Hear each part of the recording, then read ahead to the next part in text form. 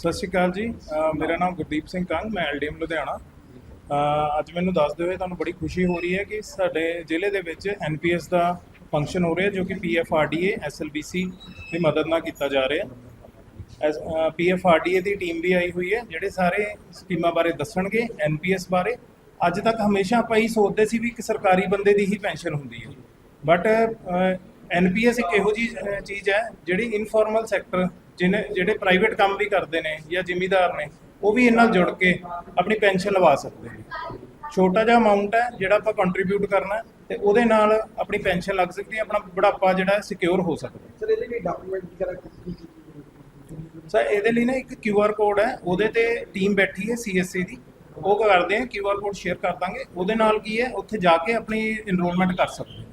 ਬਾਕੀ CSC centres ਤੇ ਵੀ ਜਾ ਕੇ ਆਪਣੇ ਇਨਰੋਲਮੈਂਟ ਕਰ ਸਕਦੇ। ਤੇ ਪਬਲਿਕ ਨੂੰ ਕੀ ਅਪੀਲ ਕਰਨਾ ਚਾਹੁੰਦੇ ਹੋ? ਪਬਲਿਕ ਨੂੰ ਅਪੀਲ ਕਰਦੇ ਆ ਜੀ, ਜਿਹੜੇ ਵੀ ਆਪਣੇ ਜ਼ਿਮੀਂਦਾਰ ਭਰਾ ਨੇ, ਜਿਹੜੇ ਸੈਲਫ ਹੈਲਪ ਗਰੁੱਪ ਨਾਲ ਜੁੜੇ ਹੋਏ ਨੇ, ਮਾਈਕਰੋ ਯੂਨਿਟਸ ਵਾਲੇ ਨੇ, ਇਨਫੋਰਮਲ ਸੈਕਟਰ ਦੇ ਵਿੱਚ ਕੋਈ ਜੌਬ ਕਰਦਾ ਤਾਂ ਉਹ ਇਹਦਾ ਫਾਇਦਾ ਲੈ ਸਕਦੇ ਨੇ। ਇਹ ਕਿਹੜੇ ਬੈਂਕ ਨੂੰ ਕਲਾਇੰਟ ਆਈ ਹੈ ਨਾਲ? ਸਰ ਇਹ ਸਾਰੇ ਬੈਂਕਸ ਦੇ ਵਿੱਚ ਹੁੰਦੀ ਹੈ। NPS APY ਦੀ ਸਕੀਮ ਸਾਰੇ ਬੈਂਕਸ ਦੇ ਵਿੱਚ ਹੈ। ਜਿੱਥੇ ਵੀ ਜਿਹਦਾ ਵੀ ਅਕਾਊਂਟ ਹੈ, ਮੇਰੀ ਇਹੀ ਅਪੀਲ ਹੈ ਜੀ, ਤੁਸੀਂ ਉੱਥੇ ਜਾ ਕੇ अपना NPS या APY अपना एनरोल कराओ।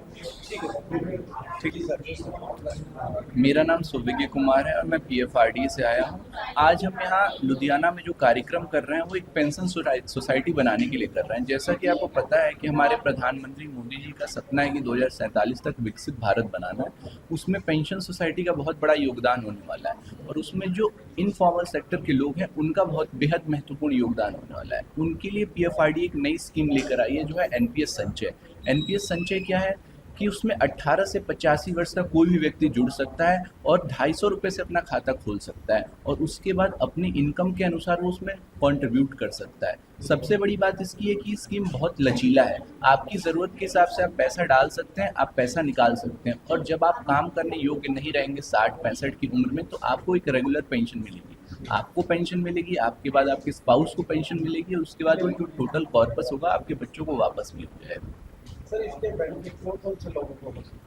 जी, ये जो हमने स्कीम लाई है ये इनफॉर्मल सेक्टर के लिए लाई है। तो पर्टिकुलरली हम टारगेट कर रहे हैं यहाँ पे एग्रीकल्चर और एलाइड सेक्टर के लोगों को, जिनके पास नियमित आय का कोई सोर्स नहीं है। जैसा कि आपको पता है कि किसानों की कोई रेगुलर इनकम नहीं होती है, उनकी इनकम फसल से डिपेंडेंट होती है। अगर फसल अच्छी होती है तो उनकी इनकम अच्छी आती है, नहीं होती है तो उनकी इनकम अच्छी नहीं मिलती है, और बुढ़ापे में एक रेगुलर इनकम का सोर्स होना बहुत ज़रूरी है।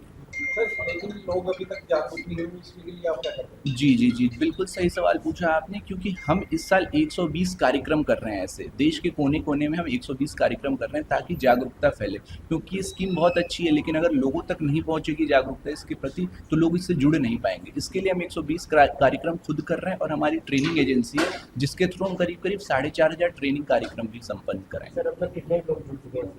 इससे अभी तक 2010 से लेकर के 2025 तक हमारी जो पेंशन योजना है उसमें 10 करोड़ लोग करीब जुड़ चुके हैं, APY और NPS मिलाकर। सर कुछ टारगेट अभी आपको? जी, हमारा टारगेट है कि इस फाइनेंशियल ईयर में हमें 5 करोड़ लोगों को जोड़ना है, और स्पेशली NPS संचय जो हमारा आज का स्कीम है उससे 75 लाख लोगों को जोड़ना है इस फाइनेंशियल ईयर में। सर आपका कोई कनेक्ट नंबर जो लोग जुड़ सके, या कोई है आपका? जी। वेबसाइट जी, हमारा ट्रेनिंग एजेंसी का नंबर है, और PFRDA का भी अपना टोल फ्री नंबर है जिससे आप कांटेक्ट कर सकते हैं। मेल ID भी, आप वहाँ भी हमसे कनेक्ट कर सकते हैं। मेरा नाम राम सिंह है जी, मैं CSC तो डिस्ट्रिक्ट मैनेजर हैगा लुधियाना का।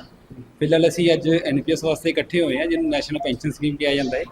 ਔਰ ਇਹਦੇ ਵਿੱਚ ਮੈਂ ਦੱਸਣਾ ਚਾਹੁੰਦਾ ਜੋ ਸਾਡੇ CSC ਸੈਂਟਰ ਹੈਗੇ ਨੇ, ਉਹ ਇਹਦੇ ਵਿੱਚ ਸਾਰਿਆਂ ਦੀ ਇਨਰੋਲਮੈਂਟ ਜਿਹੜੀ ਕਰ ਸਕਦੇ ਹੈਗੇ ਨੇ। ਔਰ ਇਹਦੇ ਜਿਹੜੇ ਬੈਨੀਫਿਟ ਹੈਗੇ ਨੇ, ਪਹਿਲੀ ਗੱਲ ਤੇ ਜਿਹੜਾ ਸਾਡਾ CSC ਸੈਂਟਰ ਹੈ ਉਹ ਹਰੇਕ ਗਲੀ ਮੁਹੱਲੇ ਦੇ ਵਿੱਚ ਜਾਂ ਕਿਸੇ ਪਿੰਡ ਦੇ ਵਿੱਚ ਸਾਡਾ ਹੈਗਾ ਹੀ ਹੈ। ਪਰ ਉੱਥੇ ਜਾ ਕੇ ਕੋਈ ਵੀ ਕਸਟਮਰ ਅਗਰ ਇਹਦਾ ਲਾਹਾ ਲੈਣਾ ਚਾਹੁੰਦਾ ਹੈ ਤਾਂ ਉਸ ਸੈਂਟਰ ਤੇ ਜਾ ਕੇ ਆਪਣਾ ਜਿਹੜਾ ਅਕਾਊਂਟ ਓਪਨ ਕਰਵਾ ਸਕਦਾ ਹੈ। ਅਕਾਊਂਟ ਦੀ ਫੀਸ ਜਿਹੜੀ ਹੈਗੀ ਹੈ 250 ਰੁਪਏ ਤੋਂ ਲੈ ਕੇ 250 ਤੋਂ ਸਟਾਰਟ ਹੋ ਜਾਂਦੀ ਹੈ। ਉੱਪਰੋਂ ਜਿੰਨਾ ਵੀ ਕੰਟਰੀਬਿਊਸ਼ਨ ਫਸਟ ਟਾਈਮ ਕਰਨਾ ਚਾਹੁੰਦਾ ਕਰ ਸਕਦਾ ਹੈ। ਫਿਰ ਉਸਨੂੰ ਸਾਲ ਦਾ ਘੱਟੋ ਘੱਟ 1000 ਰੁਪਇਆ ਮੈਕਸਿਮਮ ਉਹ ਆਪਣੇ ਹਿਸਾਬ ਨਾਲ ਉੱਪਰ ਪੇਮੈਂਟ ਐਡ ਕਰ ਸਕਦਾ ਹੈ, ਜਿਹਦੇ ਵਿੱਚ 60 ਸਾਲ ਪੂਰੇ ਹੋਣ 'ਤੇ ਉਹਨਾਂ ਦੀ ਜਿੰਨੀ ਅਮਾਊਂਟ ਬਣੇਗੀ ਪਲੱਸ ਉਹਦੇ ਉੱਪਰ ਜੋ ਉਹਨੂੰ ਬੈਨੀਫਿਟ ਮਿਲ ਰਹੇ ਨੇ ਗਵਰਨਮੈਂਟ ਵੱਲੋਂ, ਉਹਦਾ 60% ਜਿਹੜਾ ਪੈਸਾ ਹੈ ਉਹ ਇਕੱਠਾ ਵਿਡਰਾਅ ਕਰ ਸਕਦਾ ਹੈ, ਔਰ ਜੋ 40% ਉਹਦਾ ਬਚੇਗਾ ਤੇ ਉਹਦੀਆਂ ਅੱਗੇ ਆਪਣੀ ਪੈਨਸ਼ਨ ਬਣਵਾ ਸਕਦਾ ਹੈ। ਇੱਕ ਗੱਲ ਹੋਰ ਵੀ ਹੈ, ਇਹਦੇ ਵਿੱਚ ਅਗਰ ਕੋਈ ਬੰਦਾ 5-4 ਸਾਲ ਵਿੱਚ ਉਸ ਤੋਂ ਬਾਅਦ ਵਿਡਰਾਅ ਵੀ ਕਰਨਾ ਚਾਹੁੰਦਾ ਹੈ ਤਾਂ ਵਿਡਰਾਅ ਵੀ ਕਰ ਸਕਦੇ ਹੈਗੇ ਨੇ, ਉਹਦੇ ਵਿੱਚ ਵੀ ਕੋਈ ਦਿੱਕਤ ਹੈ ਨਹੀਂ, ਉਹਦਾ ਪੂਰਾ ਪੈਸਾ ਵਾਪਸ ਮਿਲ ਕਹਿ ਜਾਏਗਾ ਜੀ। ਸਕਦੇ ਵੀ ਪੂਰੇ 60 ਸਾਲ ਤੱਕ ਵੀ ਪੇਡ ਲੀਗਲ ਲਿਮਿਟ ਜੇ ਤੁਹਾਨੂੰ ਲੋੜ ਹੈਗੀ ਕਿਤੇ ਵੀ ਕਰਾ ਹਾਂਜੀ ਹਾਂਜੀ, ਅਗਰ ਕਿਸੇ ਨੇ ਸਾਲ ਬਾਅਦ ਵੀ ਚਾਹੇ 2 ਸਾਲ ਬਾਅਦ ਵੀ ਵਿਡਰਾਅ ਕਰਨਾ ਹੈ ਤਾਂ ਕੋਈ ਇਸ਼ੂ ਨਹੀਂ, ਉਹ ਕਦੋਂ ਵੀ ਵਿਡਰਾਅ ਕਰ ਸਕਦਾ ਹੈ। ਸਰ ਕਿੰਨੇ % ਫਾਇਦਾ ਮਿਲਦਾ ਜੀ ਪੈਸੇ ਜਮ੍ਹਾਂ ਕਰਾਉਣ ਦਾ? ਦੇਖੋ ਲਗਭਗ ਇਹਦੇ ਵਿੱਚ ਈਅਰਲੀ 10% ਤੱਕ 9 ਤੋਂ 12% ਦੇ ਵਿੱਚ ਦੀ ਰੇਸ਼ੋ ਆ ਰਹੀ ਹੈ ਜਿਹੜਾ ਉਹਨਾਂ ਨੂੰ ਬੈਨੀਫਿਟ ਹੋ ਰਿਹਾ ਹੈ।